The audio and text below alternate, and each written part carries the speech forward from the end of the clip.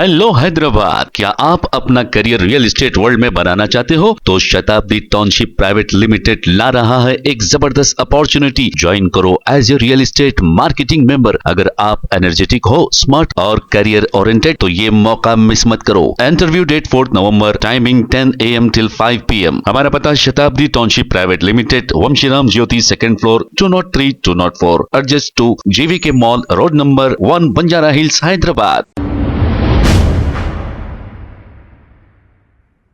अस्सलाम वालेकुम नाजरीन, 7H न्यूज सच को रखे आपके आगे। गोलकुंडा के इलाके इब्राहिम बाग के रहने वाले 14 साला पवन कुमार नामी एक नौजवान लड़का 30 अक्टूबर से लापता है। जिस किसी को भी ये नज़र आए तो स्क्रीन पर दिए गए इन नंबर पर कॉल करके इत्तला दे सकते हैं।